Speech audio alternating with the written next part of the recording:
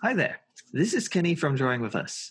Today I'm going to be doing a class on comic paneling brought to you by Greater Dandenong Libraries. Now, this is not going to be a class about drawing, so I'm not going to be doing any amazing drawings in this class. Today we're going to talk a little bit about visual storytelling, basically sequentials. All right, let's get into it. So the first thing we're going to talk about today is basically composition. Now, how do you compose a picture? And first of all, I'd like to talk about portrait and landscape.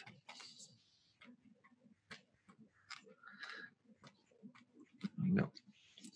So basically, portrait is where you've got stuff like this. Landscape is stuff like that. The difference,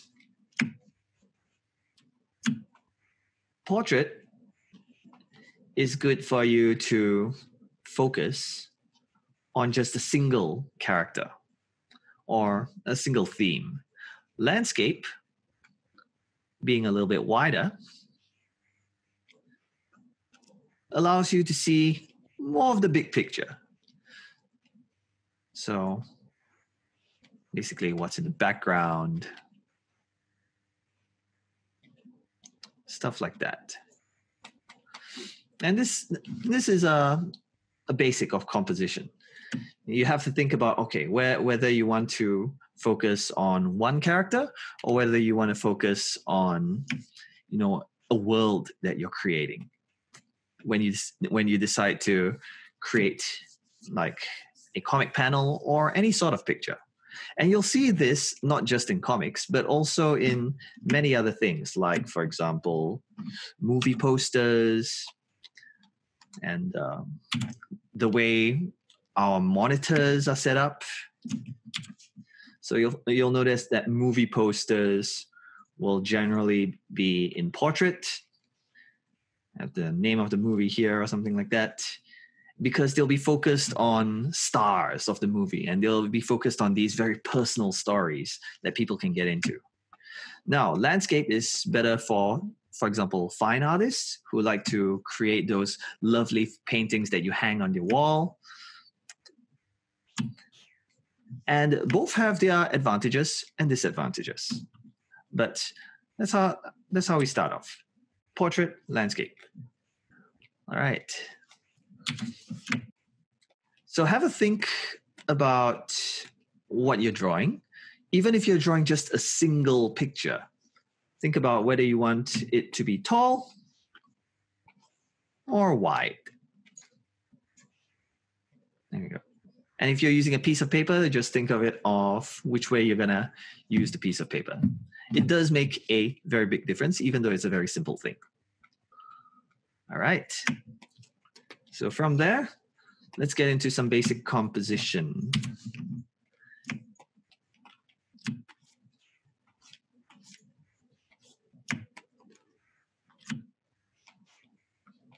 The simplest composition you can do is probably to just place a character right in the middle of your panel, right there. Now, the problem with doing this is it looks kind of boring. So what's very common is to have the character not right in the center, but a little bit off to the side, perhaps. And as you can see, this actually makes the rest of the frame look more interesting. It makes you think about, okay, what's in that space over there? So you'll see a lot of professional photographers, people who make films, let me see, painters. They generally won't have something that's just straight down the middle. I mean, it looks more like an obituary photograph. There we go. Or like a driving license photo. There's no movement when you put things right down the middle like that. So you want to usually try and avoid that. Have stuff going off to the side a little bit. There are these fine art ideas like the golden ratio and stuff like that. but we won't really be covering too much of that today. Today, we're going to look at how we can take a simple composition and turn it into a comic, basically visual storytelling. All right. So a comic doesn't have to be a 150-page graphic novel. A comic can be something as simple as a single panel. So you'll see this in newspaper cartoons and political cartoons, where it's just a picture, an illustration, usually with a caption to go with it. So as an example, I can have something like this, character sitting over here.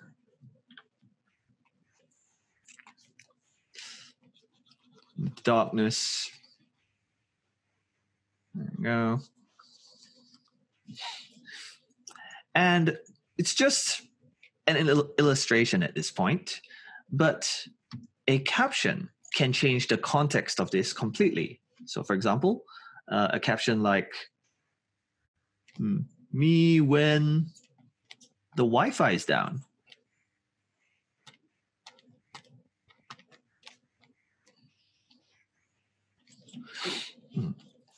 And as you can see, it's changed the context. I've got this character here sitting and looking all dejected, but it's over the Wi-Fi being down. Or it could be something else. It could be, for example, existential dread.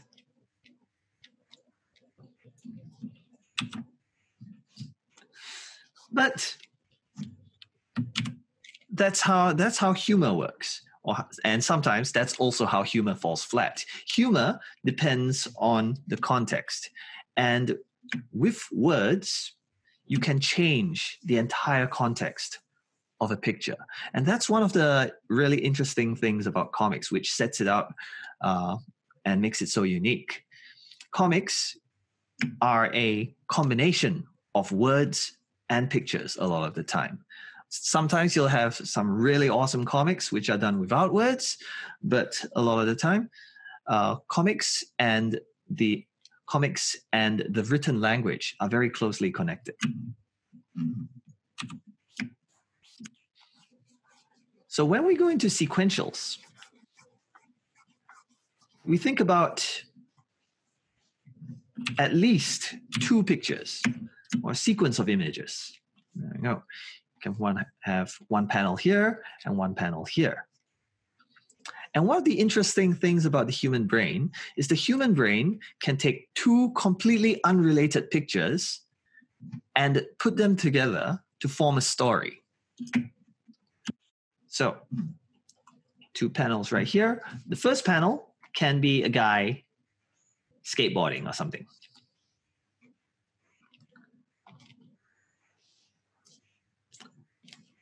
The second panel could be a guy holding up a trophy. Now, immediately, you assume that he won that trophy from skateboarding. Could he have won the trophy by doing something else? Yeah, he could have won a trophy for playing computer games, or maybe he won a Lego competition or something. But no, because the first picture had him on a skateboard, you connect the two pictures, whether you like it or not. Your brain just does it on its own. You sort of fill in the blanks in between the pictures to create your own story. This is human creativity. And this is what we take advantage of as comic artists. We basically have pictures and we have our readers connect the pictures themselves.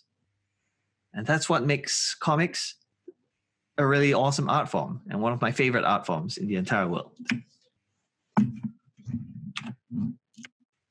So one of the biggest things about doing sequential comics is you have to think about which way the action is going. So when people read comics, they don't say, oh yeah, I look at comics. You read a comic. And thus, a comic has to flow the same way that people read. So in English, I read this way.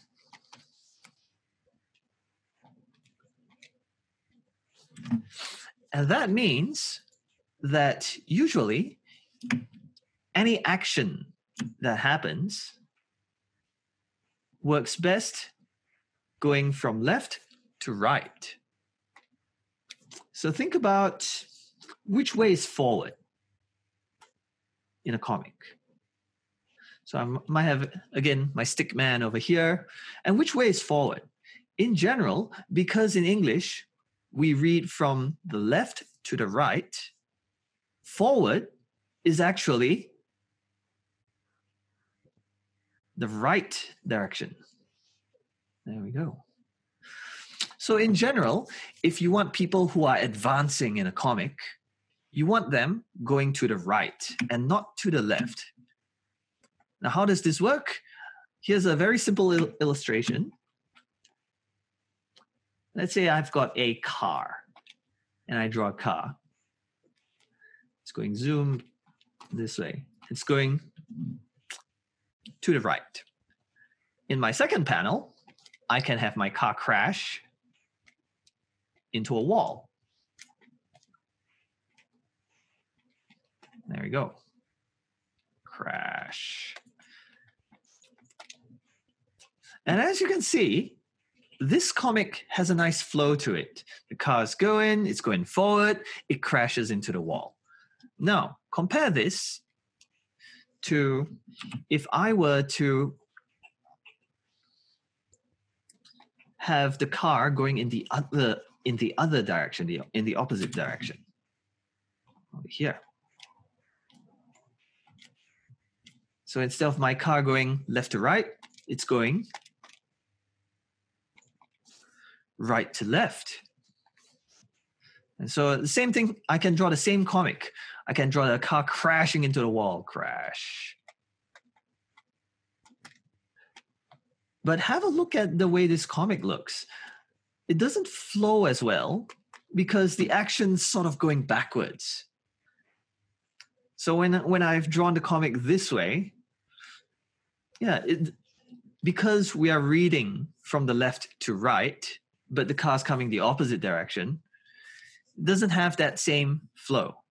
So the first thing to think about when you're drawing comics is always have the action going in the same direction as the way people read. So this means usually your heroes will be facing the right. So here's my hero. He's saying, onward. And interestingly, antagonists or people that your hero meets will be facing the other way. Hi, hero. There we go.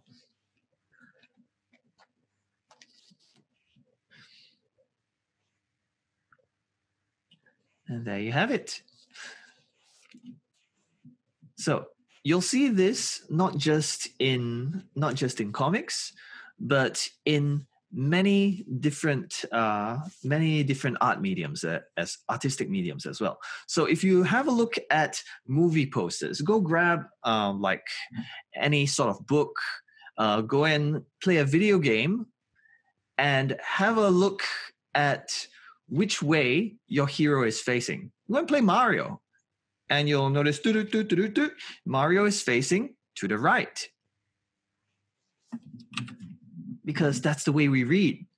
And so that's the way our brains have thought of as forward in any 2D art medium. That way is forward. The right, going to the right is forward. This means that if you have a character who is walking or running to the right, the reader will feel that we are running or walking along with them. So that little trick makes your comic flow a lot better, and it actually makes people follow along with your character a lot easier as well. A little note for manga fans, people who like Japanese comics. Traditional Japanese is written from the right to the left, and it's written in columns. But you will notice that, what can I say in Japanese? Okay, so I might say, they say, watashi no namae wa.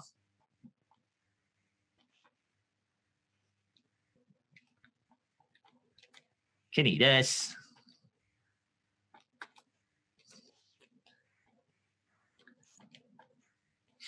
So you will notice that in a lot of Japanese comics, because they are read from the right to left, you will find that the action happens from the right to the left. So instead of the hero standing on the left, the hero stands on the right and faces to the left, and that direction is forward instead. So people who have read a lot of Japanese manga, sometimes when they draw characters, they naturally draw characters facing to the left instead of to the right. So that's something to take note of if you're a big fan of Japanese comics.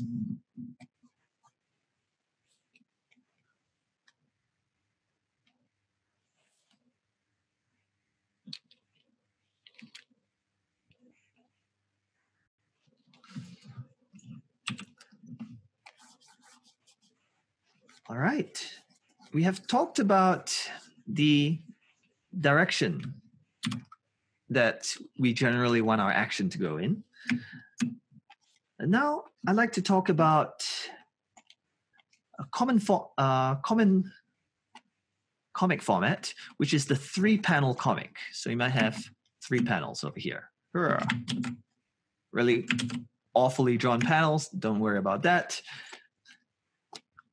A lot of American newspaper comics are 3 panels. Now, this gives us a very simple storytelling setup. So we've got over here, we've got a setup.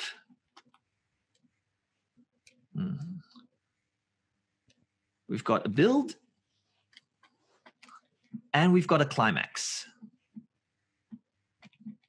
Now, the climax doubles as the end as well. So in a typical 3-panel comic, you've got these 3 panels which tell your story. First, you got to set it up. Then you got to build your story up to the climax. And the climax is the end. Now, if you think about the way a lot of stories are set up, you can break even a really complex and really long epic story into these 3 panels. So the setup, like for example, this is where you do your once upon a time in a galaxy far, far away. This is where you give people the context for your comic a lot of the time. So that now the build up to the end is actually the part that you should do last. The first thing to think about generally is the climax or the end of your comic, the end of your story. And this is actually the way that we communicate a lot of things that happen to us when we are telling stories. So for example, I could say, oh, I fell down today. I fell on my face today. I fell on my face. And generally, you can imagine that you've told this kind of story before. Like, oh, I met someone famous today, or today I hurt myself. And then your friend goes, how? How did that happen? So that's where you start your story. Well, I set up. I was, just outside, and I was going home. La la la la la la la. And there was a pebble on the ground. I tripped on a pebble and I fell over. There we go. So can you see, I've actually got the end of the story first. And I think about the end of the story first, because that's the most interesting part of the story, even if it's a really boring story. And the end of the story is also the climax. So that's our standard 3-panel comic. You set up your story, you build up to your climax. So it has to be, okay, so how did I get from walking home to falling down? Well, there was a pebble and I tripped over a pebble. Actually, that's a really large pebble. I've drawn it a little bit too big. Oh well, doesn't matter. And you will find that and I've said this already, but even really complex stories can be simplified into these 3 panels. So what was the context? What kind of a world were we in? What was the situation? And how did it get to this event happening? There you go. Now, a lot of Japanese comics, for you manga fans again, a lot of Japanese comics follow a 4-panel format instead of 3-panel format. Now, there are a whole bunch of reasons for this. For cultural reasons, Japanese write downwards rather than sideways. So Japanese write in columns. So you will find that Japanese short comics will go in columns as well. Now, this format follows a very similar storytelling build. So it's, again, we set up, we build up our story, we have the climax sometimes in the 3rd panel, and the last panel is the resolution. So this is a big difference from American style 3-panel comics. So American style comics would be things like Garfield, where they're very punchy. They're quick, they're in your face. Whereas the Japanese comics have a slightly slower pace. So you might have a setup. So I was walking home.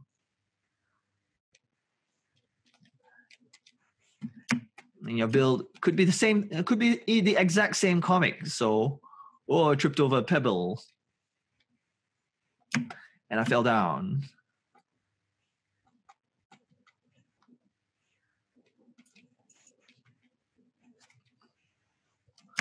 But there's an extra panel, and that panel is basically, okay, what happens after the climax? So this is where in all those movies, after you defeat the big bad villain, or the hero marries his girlfriend or whatever, what happened after that? Did they live happily ever after? In this story where I tripped and landed on my face, did I go to the hospital? with like, my arm in a cast and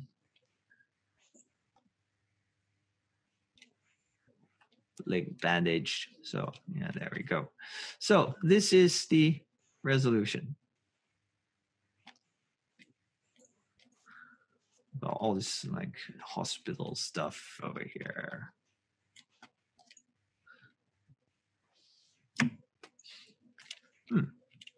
So it's one extra panel, but as you can see, it goes from a very punchy storyline to something where you've got that extra panel for people to think, oh, I see.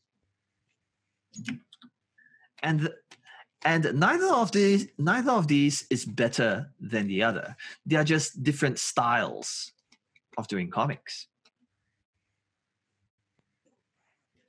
With these comic strips, it's very easy to read a comic strip because, as you can see over here, all the panels are going in one direction. So you more or less start on one side and you go to the next picture and you go to the next picture. There you go. You start at the top, you read downwards, you go to the next picture, you go to the next picture. That's all good. Now, what about things like this? Ugh. Let's walk. What about when we have a 4-panel comic, but it's in this format, which you see a lot of web comics and those comics that you see on Twitter and Facebook and all that. They're in this format. They're in this format, 4 panels, and this is where people go, oh, I don't know how to read comics. I don't know which panel to read first. Do I start here and then go down, or do I start here and then go across? Which way do I go? What do I read first? Now, as a comic artist, it is best if you can actually lead your reader through your comic. And there are a lot of ways you can do this, but I'll go through a few right here. The first thing to do is to hint at which way you should be reading. So if in my first panel, I have a character pointing towards the right, what's probably going to happen is my reader is going to follow that and read the next panel here.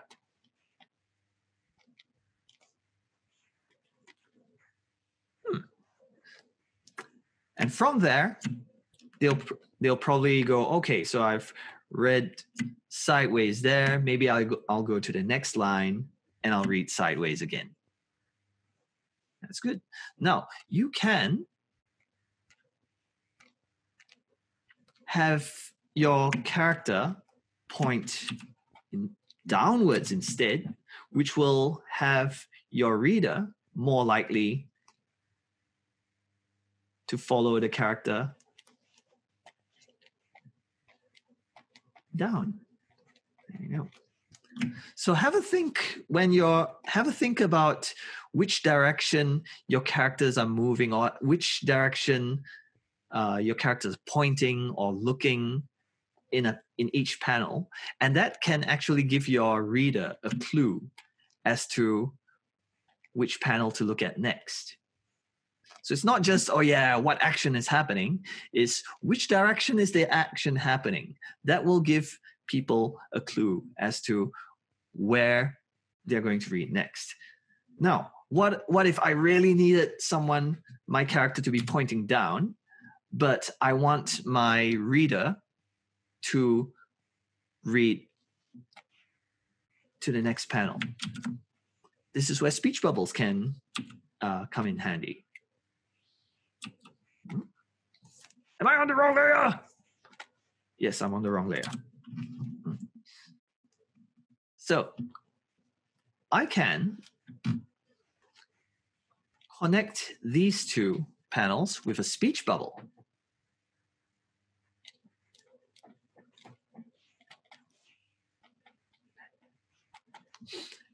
And when my panels are connected with a speech bubble, as you can see, you're more likely to look to read across to that panel first, from here to there, before you go down there. If you wanted to make it more obvious,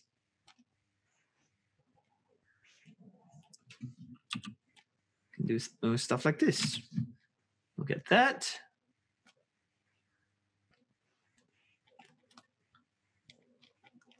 What are you looking?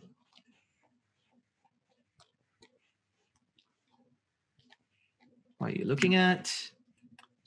And then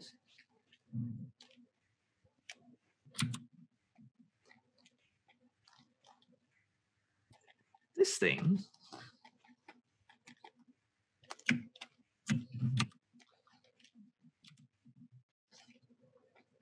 oh.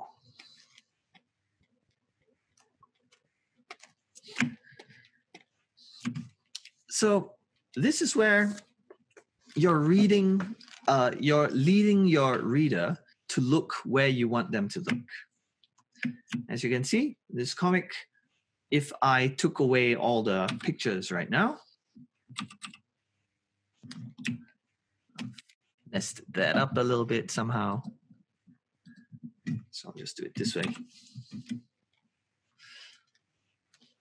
If I took away all the pictures,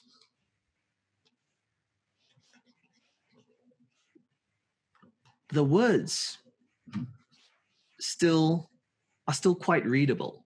As you can see over here, I've got words going from here down this way and there, like that.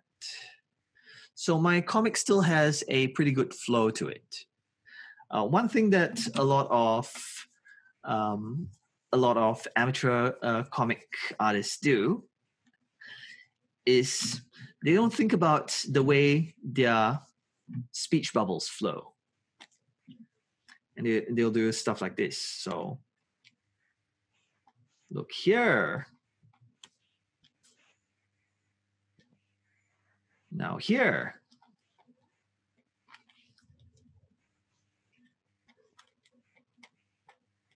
Here now. And they'll have their speech bubbles go up and down and up and down.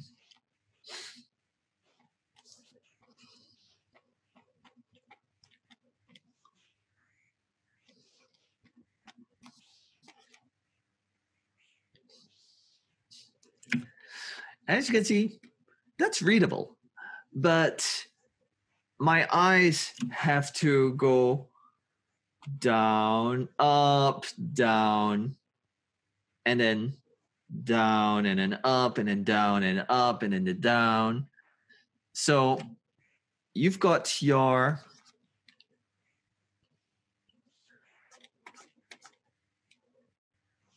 reader basically having to do head banging just to read your comic right there. And on top of that, when you do your speech bubbles this way, it's not exactly clear which speech bubble you read first. So in general, when we read, we start up here at the top left corner, and we start reading down that way, diagonally down that way. So in this instance, what should I read first? Do I read this, look here first, or do I read that first? It's a little bit difficult. However, the job of the comic artist is to make it easy for people to read. So if I had this, look here.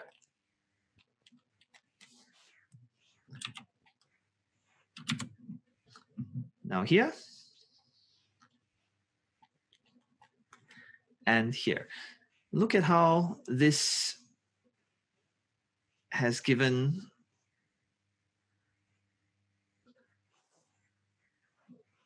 my speech bubbles a nice flow to them. They're a lot easier to read now as opposed to where they were.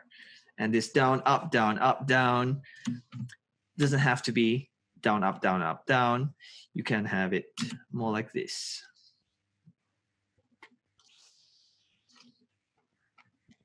Perhaps. Which makes everything easier to read. And of course, you don't have to follow this exactly. So you can have a little bit of a wave happening, but not too much. You don't want to give your reader motion sickness. Just read your comic. All right, so a little bit more about these 4 panels.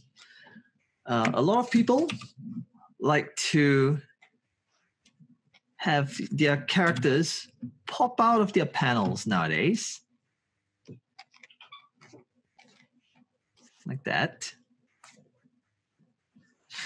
And this can be a really cool effect.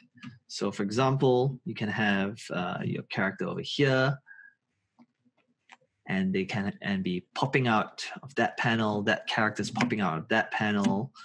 Maybe this character's gonna pop out of this panel over here. And this looks really good, but as you can see, the more characters start popping out of panels, the more everything just blends into one image. So this can get really, really messy after a while.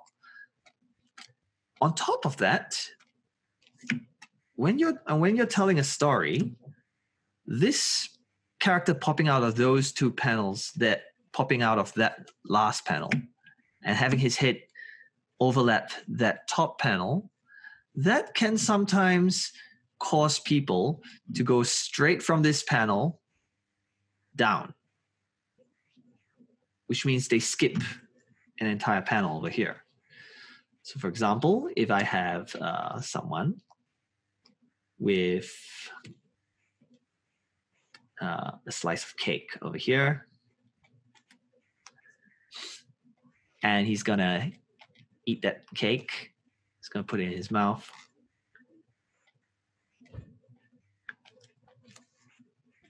And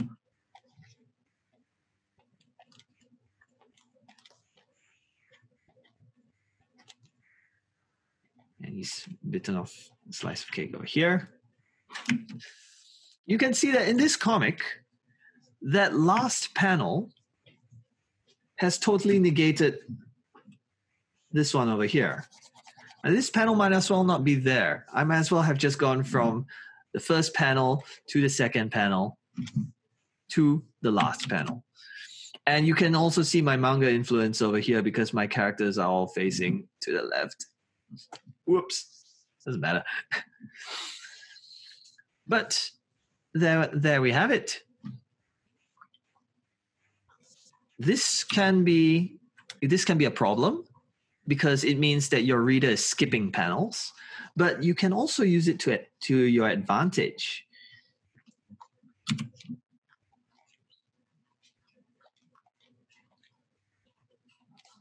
Like this. So I can have my character eating the cake over here, and I can have an extra character looking at them sneakily. Maybe holding poison or something.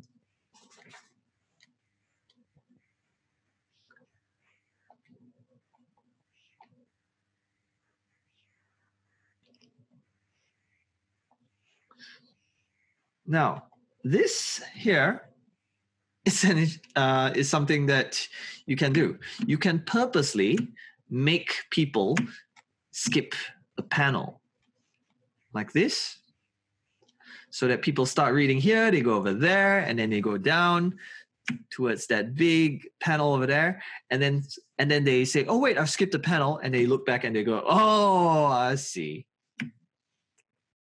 So this is an interesting little trick that you can do. On top of that, here's another trick that you can do with panels like this. You might see this done occasionally, but in general, when we read, we start at the top of the page and we go down. We read downwards. Now, there is a way to get people to read upwards, and that is to first draw their attention down so that you can make them look up. And if you can make people look upwards, anything in that panel is going to be a little bit more awesome because they start looking at the base, and as they look up, they are literally looking up, which will make whatever is in this panel much bigger. So the way to do that is to connect these two panels down here, usually using a speech bubble or something like that. So you can say something like this is like, look at the size of that.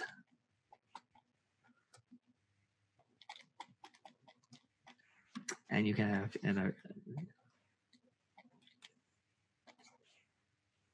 see this character over the side here. Yeah, get character turn over there, turn around over there.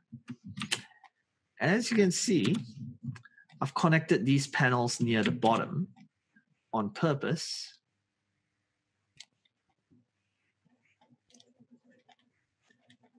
Ooh. So that your eye follows those two characters there. And then over here, maybe I can draw like a giant robot.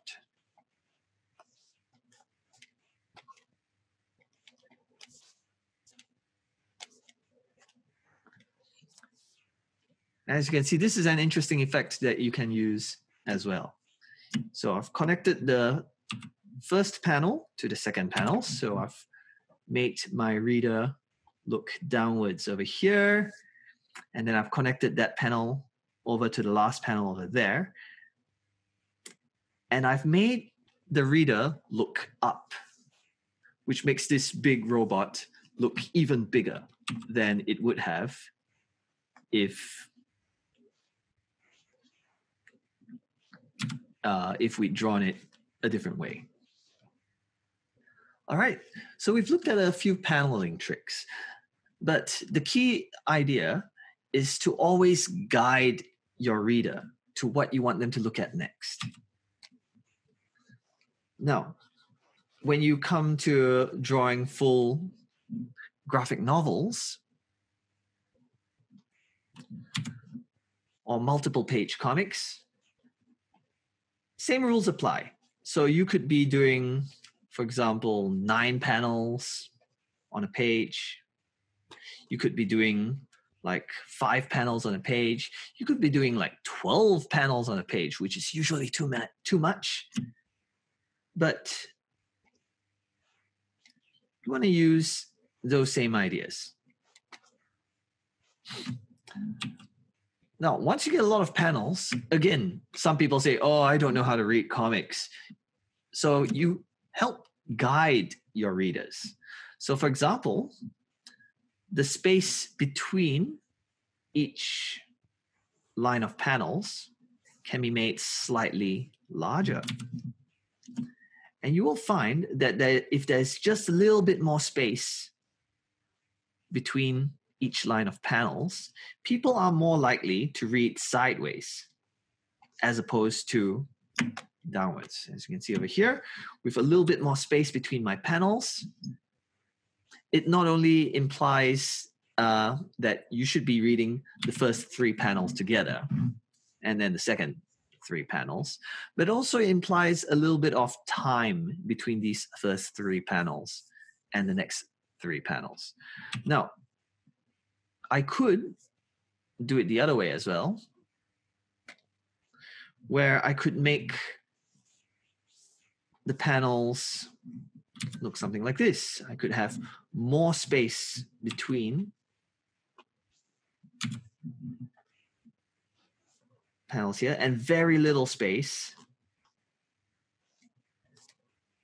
between vertical panels. Now, when my panels are spaced out like this, my reader is more likely to read downwards rather than sideways because the panels just seem connected that way. So you're always guiding your reader. And of course, these days with a lot of comics, people don't want to use simple rectangular panels anymore. They want to get a little bit fancy with their panels. So on their page, you're more likely, in a modern comic page, you're a lot more likely to see all these angled panels. So I have a comic page like here, here, here, like this. And you might have like a panel up here like this, angled, and a panel like this, angled, that, and a couple more panels over here. Like that. Yeah, you're more likely to see comic pages that look a lot like this.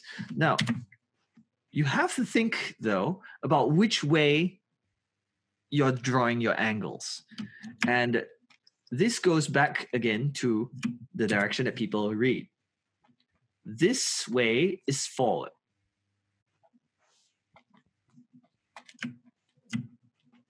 So again, coming back to that, this way is forward to the right. And that means that if your panels are angled like this, let me just make it a little bit bigger. If your panels are angled like this, going from smaller to bigger, what does that look like? That looks like zoom in, like I'm coming in at you this way.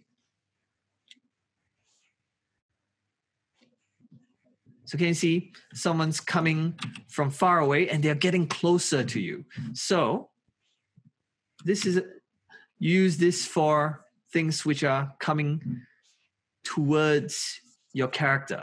And of course, the other way, sorry, not towards your character, but towards the reader.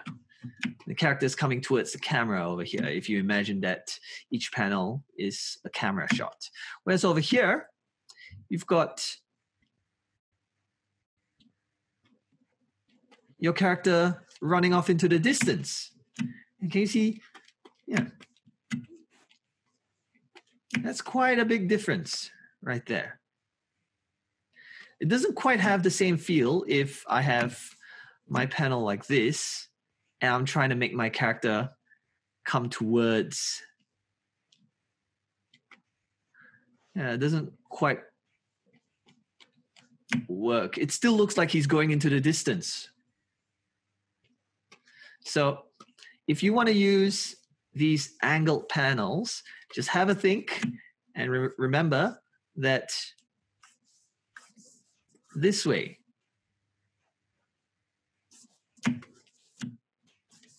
having it angled towards the, which way is left? Oh, yeah.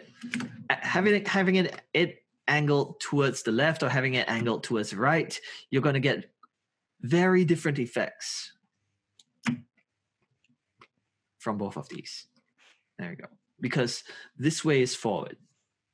So when, and you can also see the effect over here. Zoom is like coming towards you. And that one's more like, bye.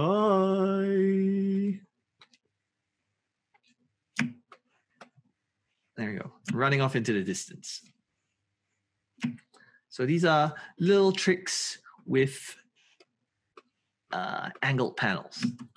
And of course, if you've got a bad guy coming towards the good guy, you might want to angle the panel the other way. So for example, you can have,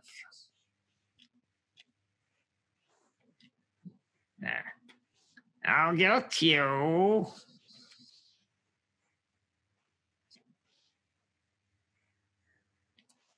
Oh no. Oh. do it that way.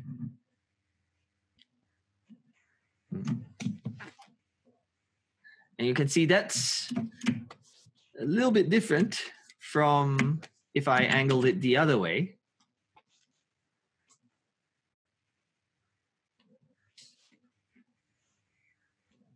And it depends on the effect that you want sometimes as well.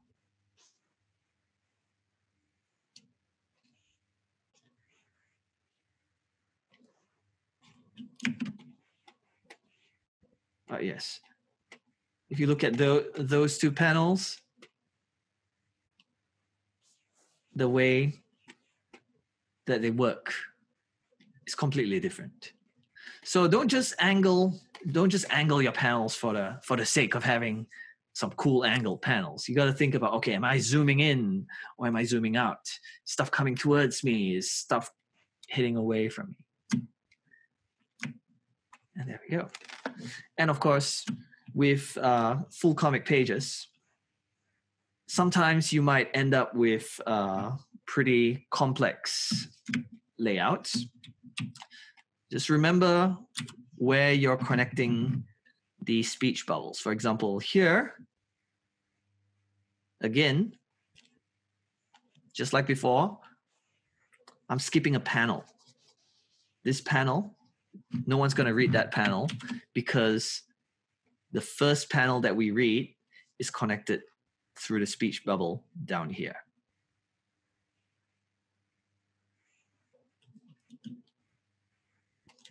There we go.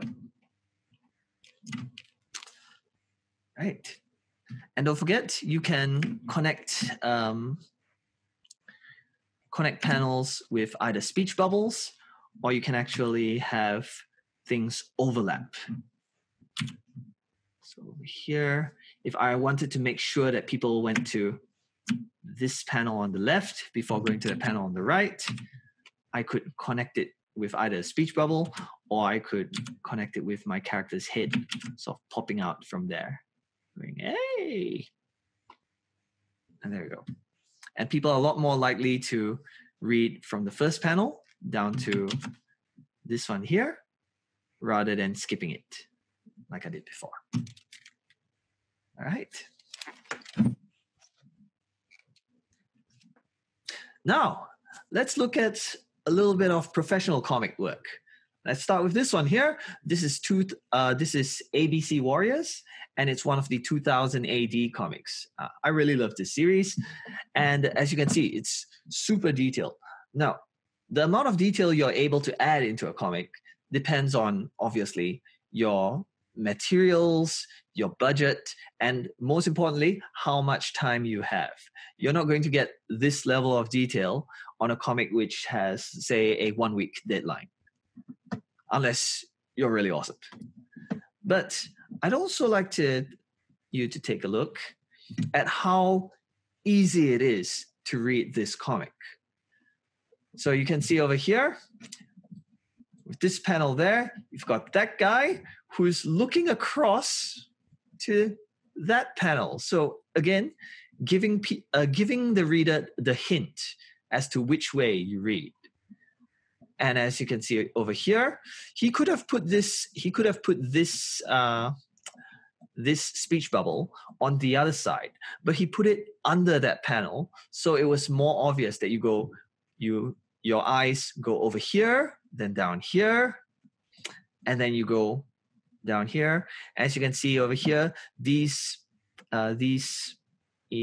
speech bubbles, they flow really nicely. So this is a page which is not just looking really nice, but it's also really nice to read.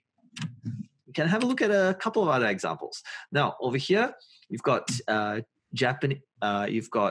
Captor Sakura by Clamp, and this is obviously a Japanese artist. A team of Japanese artists, and you can see they go the other way, but it's still very easy to read. You've got your panels and your speech bubbles, and there's a nice flow to it. You read this way, and then you read this way, and then you read this way. And as you can see, the speech bubbles draw your eyes down, So your eyes are drawn down on that last panel and up, so that when you get that character going pyong and popping up, you get that looking up as well. So you get a lot more energy from that final panel by the artist leading your eyes down and then up. Simple things like that. All right, this way. Now, this here is a page from The Invisible War. This is an Australian comic. So like you guys, I used to check that out. It's The Invisible War. And this, at one glance, is a complete mess of a page.